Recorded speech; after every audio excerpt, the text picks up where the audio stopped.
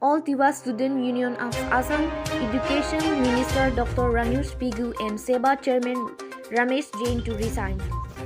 All Tiwa Student Union ATSU has reacted to the question paper of 2023 HSLC question paper leak of science subject. Ajut Masrang, General Secretary of Karbi Anglong District Committee of the association, reacted by saying that Education Minister Dr. Ranoj Pegu and SEBA Chairman Ramesh Jain should resign. Accept the failure of the Education Department and call for resigning from its post and appointing a new suitable person to conduct HSLC examinations smoothly. All Tiwa Student Union seeks to take injury immediately.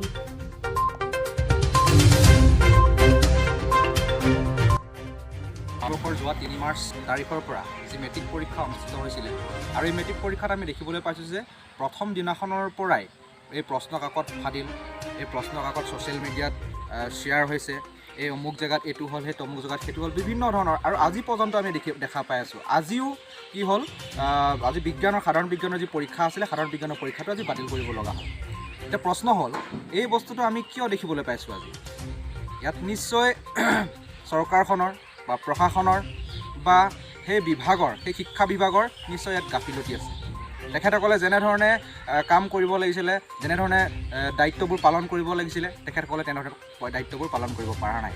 গতিকে কথা হ'ল, যদি তেখেতসকলে এই শিক্ষা বিভাগে নিজৰ দায়িত্বটোকে যদি সুকলমে পালন কৰিবলৈ নোৱাৰে, এই মেট্ৰিক পৰীক্ষাটোকে ছাত্ৰ ছাত্ৰীৰ যি মেট্ৰিক পৰীক্ষা হ'ল, এই মেট্ৰিক পৰীক্ষাটোৱে যদি ভালদৰে পাতিবলৈ নোৱাৰে, তেতিয়াহ'লে তেখেতসকলে পদত্যাগ কৰক। তেখেতসকলে এই পদত থাকি যদি তেখেতসকলৰ যিখিনি কাৰ্য, সেই যিখিনি কাম, সেইখিনি যদি ভালকৈ কৰিব নোৱাৰে, তেখেতসকলে পদত্যাগ কৰক। তাতকৈ ভাল কোনোবা এজন লোকক নিৰূপণ কৰক চৰকাৰে। হয়, আৰু বিজেপি নহাৰ আগত যেতিয়া নেকি অসমত কংগ্ৰেছ চৰকাৰৰ শাসন চলি আছিলে, আৰু সেই সময়তো আমি দেখিবলৈ পাইছিলোঁ যে মেট্ৰিক পৰীক্ষাৰ বহীসমূহ গৰুৱে খাইছিলে, ক'ৰবাত জ্বলি গৈছিলে। তো সেই ইছ্যুটো লৈ পেলাই বিজেপি গভৰ্ণমেণ্টে তেতিয়া কি কৰিছিলে, এটা নিৰ্বাচনী প্ৰচাৰ চলাইছিলে যে কংগ্ৰেছ চৰকাৰে ছাত্ৰ ছাত্ৰীৰ যি মেট্ৰিক পৰীক্ষা হৈছে, সেই মেট্ৰিক পৰীক্ষাৰ বহীসমূহ গৰুক খোৱালে, ক'ৰবাত জ্বলালে, আৰু সেই দেখি পেলাই ৰাইজে বিজেপি চৰকাৰক কিবা এটা পৰিৱৰ্তন হ'ব বুলি পেলাই ভোট দিলে আৰু বিজেপি চৰকাৰক শাসনলৈ আনিলে। এতিয়া শাসনলৈ অনাৰ পাছত আমি দেখা পালোঁ বিজেপি গভৰ্ণমেণ্টৰ দিনত সেই মেট্ৰিক পৰীক্ষাৰ প্ৰশ্ন কাকতসমূহ বাৰে বাৰে ফাদিলেই হৈ আছে। গতিকে আমি যদি চাবলৈ যাওঁ, সেই কংগ্ৰেছ চৰকাৰ আৰু এই বিজেপি যিখন গভৰ্ণমেণ্ট, এই গভৰ্ণমেণ্টৰ ভিতৰত মাজত যিটো পাৰ্থক্য থাকিব লাগে, সেই পাৰ্থক্যটো ক'ত? আজি বিজেপি গভৰ্ণমেণ্টে কয় শিক্ষাৰ ওপৰত বহুত ভাল নীতি লৈছে, আমি কথাৰে দেখিবলৈ কথাৰে শুনিছোঁ আৰু চকুৰে দেখিবলৈ পাইছোঁ, কাণেৰে শুনিছোঁ। গতিকে সেই যিখিনি তেখেতসকলে যি মন্তব্য দিছিলে যে আজি শিক্ষা বিভাগটো এনেদৰে ভাল হ'ব, আজি এইটো হ'ব, সিটো হ'ব, তাৰমানে ইয়াৰ অৰ্থ এটাই, শিক্ষা বিভাগটো এনেকুৱাই ভাল কৰিবলৈ বিজেপি গভৰ্ণমেণ্টে গৈ আছে। গতিকে অনাগত ভৱিষ্যতত আমি এটা কথা ক্লিয়াৰ হৈ পৰিছোঁ যে এই চৰকাৰখনে ছাত্ৰ ছাত্ৰীৰ শিক্ষা বিভাগক লৈ, ছাত্ৰ ছাত্ৰীৰ জীৱনক লৈ কোনো তেখেতসকলৰ ভৱিষ্যতলৈ কোনো এটা ভাল চিন্তা কৰা নাই, আৰু কোনো এটা ভাল পদক্ষেপ তেখেতসকলে আজি দিন পৰ্যন্ত তেখেতসকলে ল'বলৈ চিন্তা চৰ্চা কৰা নাই।